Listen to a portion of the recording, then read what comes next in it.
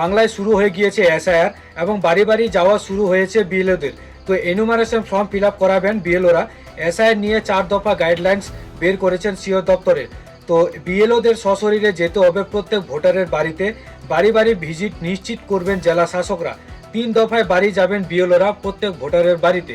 তো পরিযায়ী শ্রমিকরা যদি বাইরে কোথাও থাকে কাজের সূত্রে, দেশে হোক বা অন্য কোথাও রাজ্যে, তাহলে আপনারা বাড়িতে না এসে কিভাবে এই এসআইআর ফর্মটি ফিল আপ করবেন, অথবা বিএলওরা আপনাদের কাছে কি করে সেই ইনফরমেশন নিয়ে এসআইআর ফর্মটি জমা করবেন সিও দপ্তরে। তো দেখুন বন্ধুরা, আজকের এই ভিডিওর মাধ্যমে দেখাতে চলেছি যে কিভাবে আপনারা বাড়িতে না এসে বিএলওর সাথে কন্ট্যাক্ট করে আপনারা এসআইআর ফর্ম জমা করতে পারবেন অনলাইনের মাধ্যমে অথবা অফলাইনের মাধ্যমে।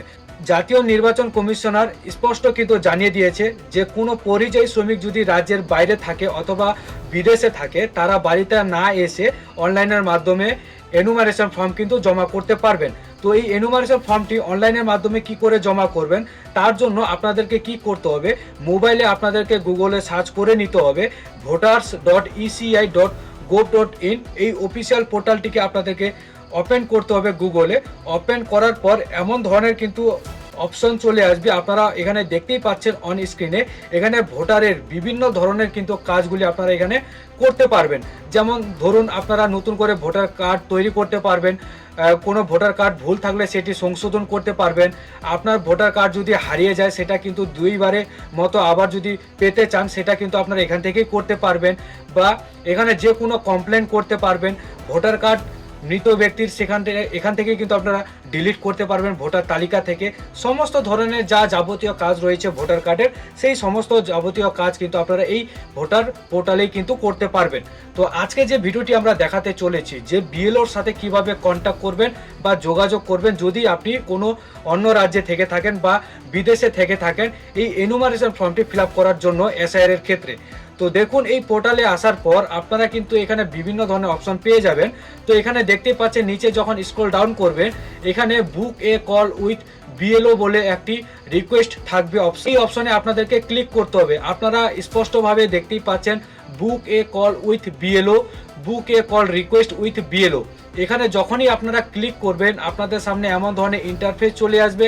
এই ইন্টারফেস আসার পরে এখানে দেখতে পাচ্ছেন বিভিন্ন ধরনের কিন্তু অপশন দেখতেই পাচ্ছেন। প্রথমে যেমনটি অপশনটি রয়েছে ভোটার রেজিস্ট্রেশন ফর্মস। যদি নতুন করে কারো ভোটার ফটো নতুন করে অ্যাপ্লাই করতে চান, তাহলে এখান থেকেই করতে পারবেন।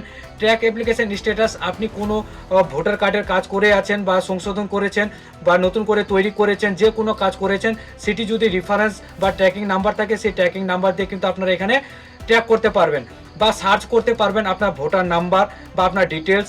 আপনার ভোটার কার্ডটি এখান থেকে ডাউনলোড করতে পারবেন। ভোটার কার্ড নিয়ে কোনো অভিযোগ থাকলে আপনারা এখান থেকে কমপ্লেন করতে পারবেন। তারপর বুক এ কল উইথ বিএলও, আপনি যদি বাইরে কোথাও থেকে থাকেন, আপনার বুথের কে বিএলও আছে, কি নাম, তার সমস্ত কিছু খুঁটিনাটি কিন্তু এখান থেকেই পেয়ে যাবেন। তো এখানে যখন দেখতেই পাচ্ছেন যে বুক a call request with BLO, তো আমি জানার চেষ্টা করব যে আমার বিএলও কে রয়েছে বা আমি বিএলওর সাথে কি করে যোগাযোগ করব। ঠিক আছে, আমি যদি বাইরের দেশে থাকি বা বাইরে কোনো রাজ্যে থাকি, আমি যদি বাড়িতে না যেতে পারি এসআইআর ফর্ম ফিল আপ করার জন্য, তাহলে আমরা এসআইআর ফর্ম ফিল আপ করার জন্য বিএলওর কাছে কি করে সাহায্য নিতে পারি ফোনের মাধ্যমে, এখান থেকে কিন্তু নিতে পারবো। তো এখানে দেখতেই পাচ্ছেন এপিক নাম্বার বলেছে, এখানে 3টি অপশন রয়েছে, এপিক নাম্বার, রেফারেন্স নাম্বার এবং আদার্স। তো আমি কি করব, এখানে এপিক নাম্বার দিয়ে কিন্তু সার্চ করব। সার্চে ক্লিক করার পর আমার যা ডিটেলস রয়েছে সেই সমস্ত ডিটেলস কিন্তু এখানে চলে এসেছে। আমি সিকিউরিটি রিজনের জন্য কিন্তু এটা বন্ধুরা ব্লার করে দিব, কারণ পার্সোনাল ইনফরমেশন কাউকে দেখাতে নেই। ঠিক আছে, তো এখানে দেখতে পাচ্ছেন আমার কিন্তু সমস্ত কিছু ডিটেলস চলে আসছে, এখানে ব্লার করে দিয়েছি। তারপরে এখানে দেখতে পাচ্ছেন নিচে কিন্তু অপশন থাকবে এন্টার ইওর মোবাইল নাম্বার। এখানে অটোমেটিক আপনার যদি ভোটার কার্ডে একবারও যদি সংশোধন করে থাকেন বা নতুন করে ভোটার কার্ড তৈরি করে থাকেন, তখন যদি আপনার কোনো মোবাইল নাম্বার দিয়ে থাকেন, সেই মোবাইল নাম্বারটি কিন্তু এখানে শো করবে। তো সেই মোবাইল নাম্বারটি এখানে যে মোবাইল নাম্বারটি থাকবে, সেই মোবাইল নাম্বারে কিন্তু আপনারা যোগাযোগ করতে পারবেন সেই বিএলওর সাথে। তো আমার বিএলও কে রয়েছে এখানে কিন্তু দেখতেই পাচ্ছেন যে বিএলও নেম রয়েছে, আমার নিচে মোবাইল নাম্বার রয়েছে, আমার পোলিং স্টেশন রয়েছে, নাম রয়েছে, আমার ডিস্ট্রিক্ট, স্টেট বা অ্যাসেম্বলি বা বিধানসভা নাম্বার রয়েছে, সমস্ত কিছু ডিটেলস দেওয়া রয়েছে।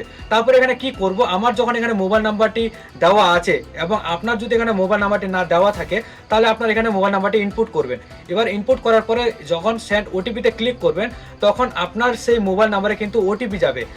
সেই ওটিপিটি যখন আপনারা সাবমিট করবেন এখানে, তখন সেই রিকোয়েস্টটি আপনার যে বিএলও রয়েছে তার মোবাইল বা তার সফটওয়্যারে কিন্তু চলে যাবে সেই রিকোয়েস্ট, যে এত নাম্বার ভোটার নাম্বার, এত নাম্বার মোবাইল নাম্বার, এত অমুক নাম বা এত নাম্বার বুথ থেকে বা আপনার যে পোলিং স্টেশন রয়েছে তার সমস্ত কিছু যা ডিটেলস আপনার আছে সমস্ত কিছু সেই বিএলওর কাছে চলে যাবে, এবং সেই কন্ট্যাক্ট কিন্তু সেই নাম্বারে কিন্তু আপনাকে কন্ট্যাক্ট করবে যে আপনার কি অভিযোগ রয়েছে বা আপনাকে কি সাহায্য করতে পারে তিনি, ঠিক আছে।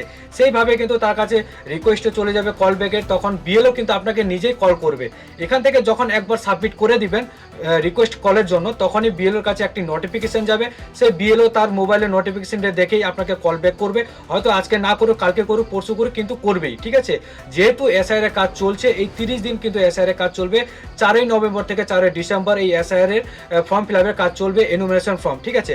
তো এক তো এইভাবে আপনারা বিএলওর কাছে যোগাযোগ করে সমস্ত কিছু ডিটেলস আপনারা জানতে পারবেন যে কিভাবে আপনার এসআইআর ফর্ম ফিল আপ করতে পারবেন, আপনি যেহেতু বাইরের দেশে আছেন বা বাইরের রাজ্যে আছেন কাজের সূত্রে। তারপরে কি রয়েছে দ্বিতীয় প্রক্রিয়া যেটা রয়েছে, আপনি যদি বাইরের দেশে বা বাইরের রাজ্যে থাকেন তাহলে কি করবেন, আপনি যদি বাড়িতে না আসতে পারেন তাহলে আপনার বাড়ির যে সদস্য আছে বা যে কেউ আছে, বাবা হোক, মা হোক, ভাই হোক, বোন হোক বা বউ বাচ্চা হোক, যে কেউ আছে বা অ্যাডাল্ট কেউ, তাদেরকে ফর্মটি দিয়ে দিবে বিএলও, এবং সেই বিএলও কি করবে, তাদেরকে বলে দিবে যেহেতু আপনি বাইরে আছেন তার জন্য আপনার যা ডকুমেন্টস বা ডিটেলস, সেই ডিটেলসগুলি তারা কিন্তু তার আপনার যে পরিবার রয়েছে তারাই কিন্তু আপনার সেই ফর্মে ফিল আপ করবে সঠিক ইনফরমেশন দিয়ে, এবং আপনার সাইনের জায়গা তারা কিন্তু যে কোনো বাড়ির সদস্য হোক আপনারা ফর্মে কিন্তু সাইন করে তারা কিন্তু বিএলওর কাছে জমা করতে পারবে।